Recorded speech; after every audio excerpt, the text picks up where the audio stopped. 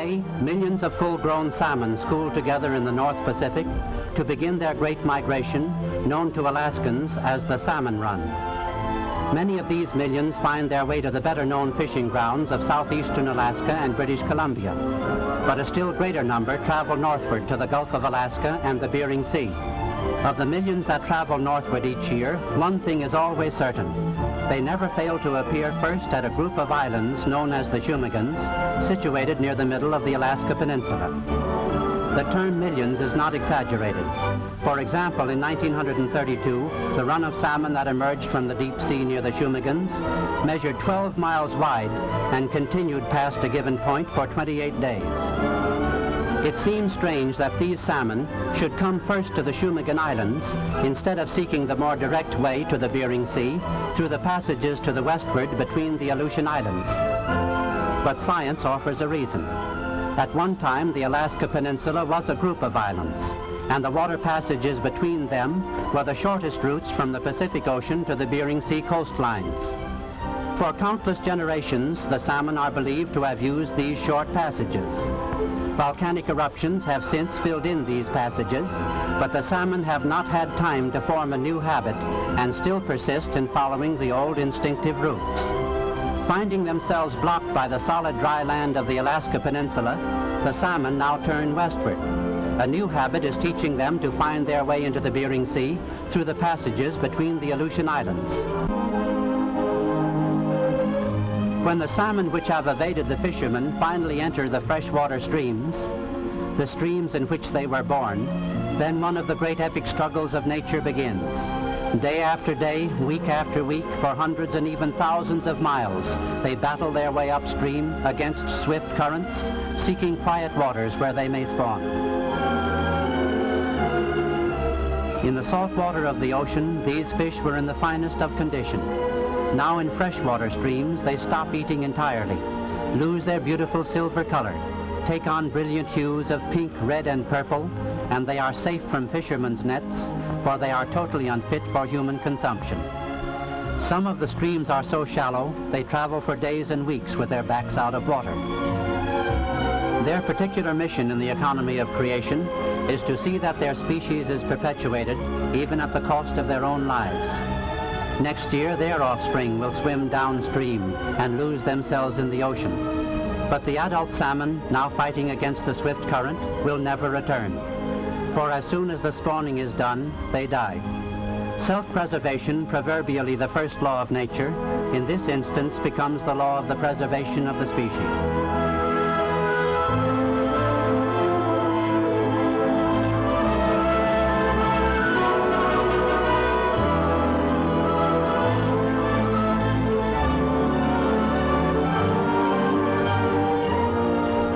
As they fight their way upstream, a grotesque physical change takes place. A peculiar overshot and underslung jaw with big teeth develops and grows longer day by day. These powerful jaws enable them to dig holes in the gravels and mud at spots in which they choose to lay their eggs. No longer are they able to feed. Their doom is sealed. Battered and worn, they rest occasionally under a riverbank or in some quiet eddy before again attacking the rapids and falls and swift current ahead. Not anywhere, nor at their own seeming convenience, do they stop and spawn. A God-given instinct drives them on, and unerringly do they obey. If the salmon deposited their eggs at random on the bottom of the riverbeds where the riverbeds would freeze, the eggs would be destroyed. Ice crystals would pierce them like so many little pins. With the cunning of God-given instinct, they drive onward until they reach a spot such as this, where bubbling springs come up out of the mud and gravel. Instinct has taught them that water coming directly from a spring does not freeze in winter, and here the eggs will be safe. When the eggs are finally laid and cared for, the salmon swim a little distance from the nest and fan the water with their tail fins, causing a layer of mud to settle and completely hide the eggs from sight, thus securing them from enemies and serving as an incubator until they hatch out the following spring. Many never live to complete this inspiring work nature has given them. The battle upstream is too much. They die on the way. The last act of this great tragedy is when the spawned-out salmon lie on the riverbank, dying that their species might live. Then bears, seagulls, hawks, foxes, and other carrion-eating creatures flock to the scene, for them the feast of the year, and soon dispose of the spawned-out salmon.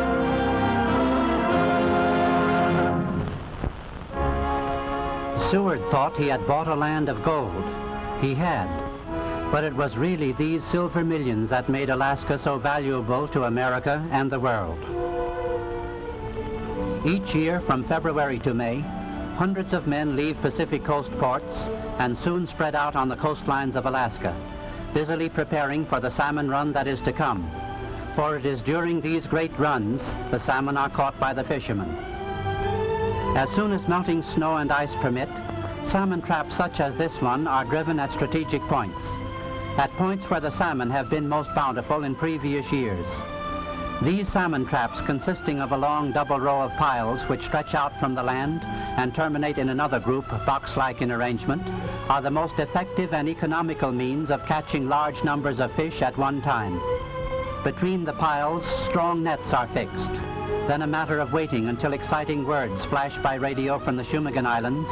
The salmon are ready. The whole country swings into action. All of Alaska becomes salmon conscious, and rightfully, for it means work for over 21,000 men.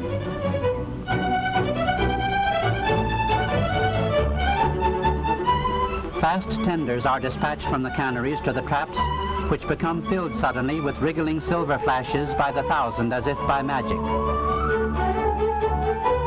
There is nothing to keep these fish from swimming out once they are caught. Only the instinct never to turn back keeps thousands of salmon in the traps. Once the salmon have started to run, the canneries must operate at a terrific pace, 24 hours a day. The fish traps must be emptied of their flashing finny hordes at least once a day to make way for more trapped thousands. This work is known as brailing. When the cannery tender is pulled alongside the trap, a scoop net is lowered into the heart, and soon the wriggling mass is transferred to the hold and decks of the tender or accompanying scows. Truly a dramatic sight. These traps catch as many as 35,000 sleek and meaty salmon per day.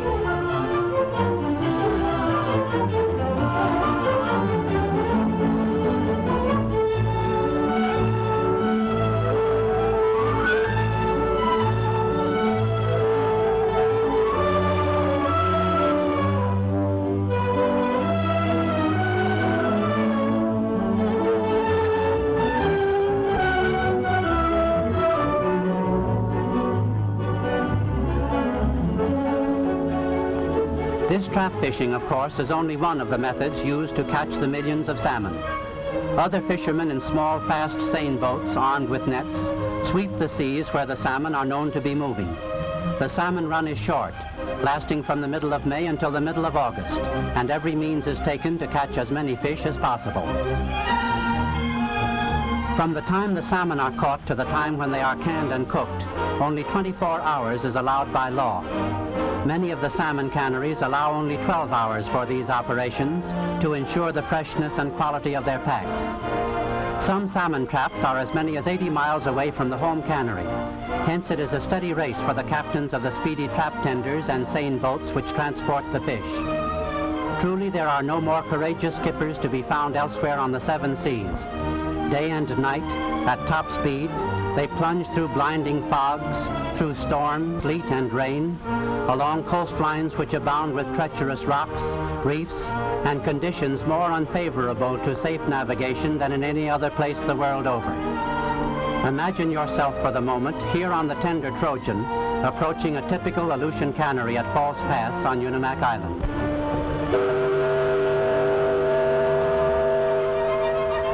The whistle sends the ever-present seagulls into flurries of screeching excitement. For them it is a dinner bell announcing the approach of a square meal. All during the season they flock to the canneries and wait for the cleanings of the fish on which they feed.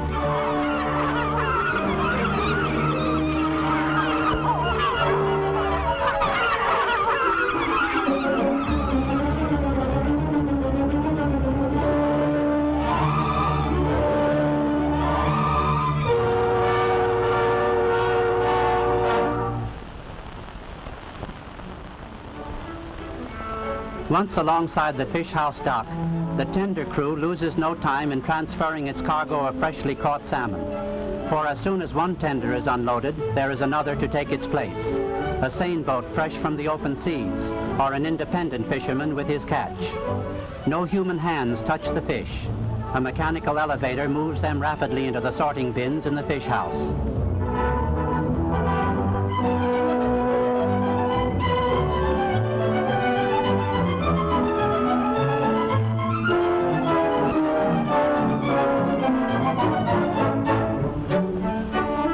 A machine almost human, the iron chink, cuts off the heads and tails, cleans, and in some cases molds the fish to fit the cans in a jiffy.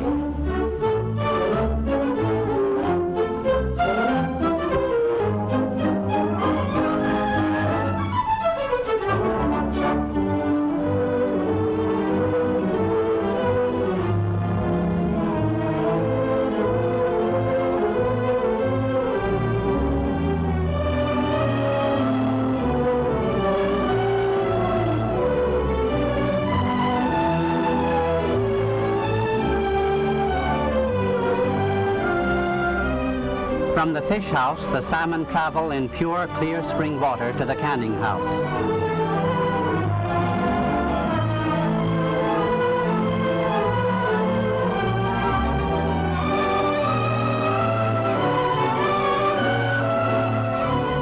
As thousands of fish are cleaned and delivered to the canning house hour after hour, there must be thousands of cans to imprison the delicate flavor for which the Alaska salmon has found universal renown. Ingenious machines, such as this one, have been developed to reform the cans, attach and seal the bottoms, and deliver them in rapid succession to the canning house nearby.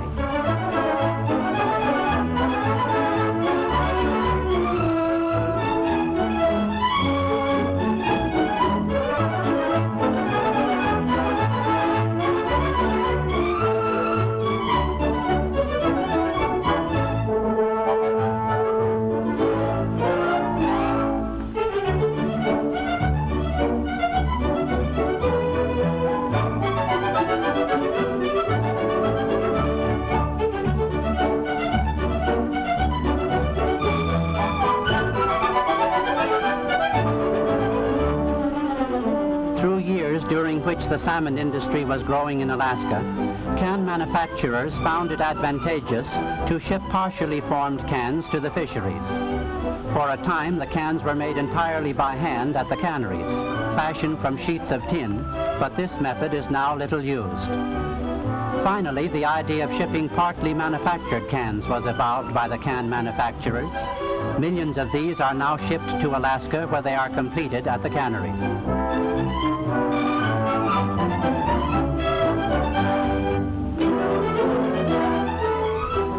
Filling machines are no less a wonder than the iron chink. The salmon are placed on a conveyor at one end, sharp knives cut them into sections, then they disappear into the depths of the machine. When you next see them, they emerge at another opening, the salmon tucked neatly into cans, each canful containing the proper weight and choice cut of fish. There is even a device which rejects cans that are underweight. From the filler, the salmon proceed to another machine known as the clincher, moving often at the amazing speed of 140 cans per minute.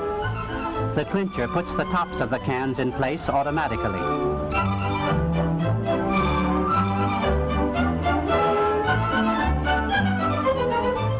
Next along the route of travel is the vacuum sealing machine.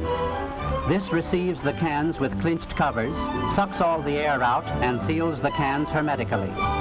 To this machine, developed by can manufacturers, we owe a great debt, for without its benefits and its perfection in sealing cans so that no air can reach the contents, no food could be preserved in this manner. Rolling merrily onward, the cans pass through a washing machine.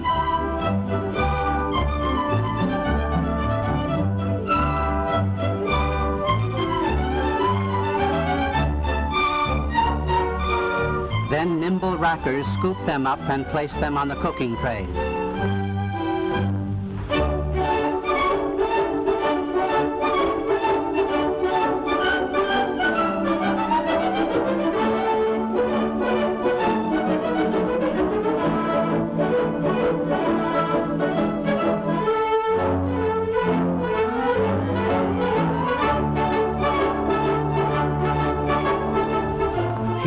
cavern-like steam cookers known as retorts stand ready to receive trayloads of freshly canned salmon.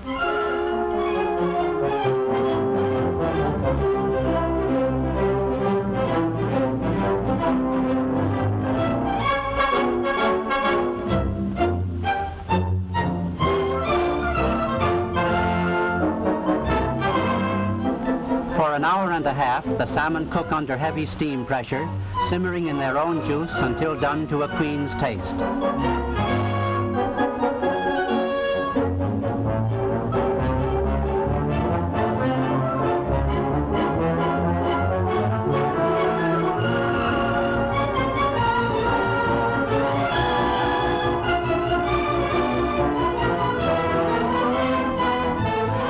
All day and night during the season, the cannery is a beehive of activity. Continuous cleaning, canning, and cooking of many varieties of salmon. In addition to these canneries on land, there are even floating canneries, ships that are equipped with canning machinery and move from place to place following the fish.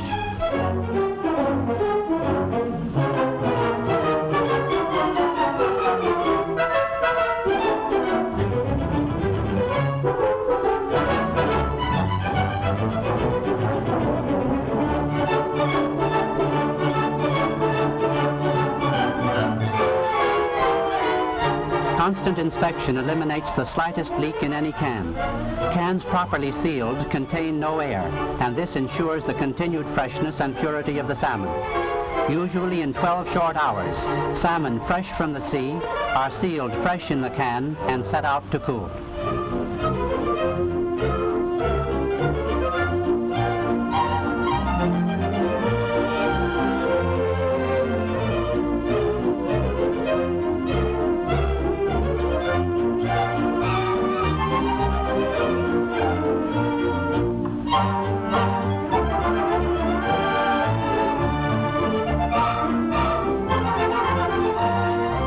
Modern labeling machines make quick work of their task.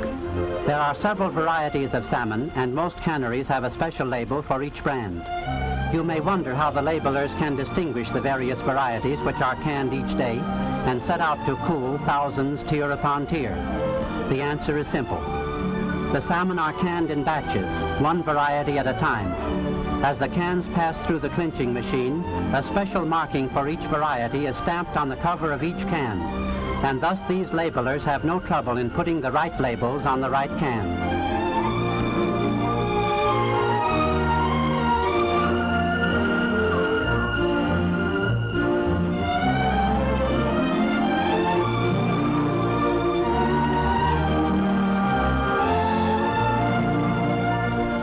Labeled and boxed, the salmon are now ready for shipment to the markets of the world. Canada, Europe, especially England and the British Empire in general, are Alaska's best customers, and our own country, of course, is the greatest consumer of all.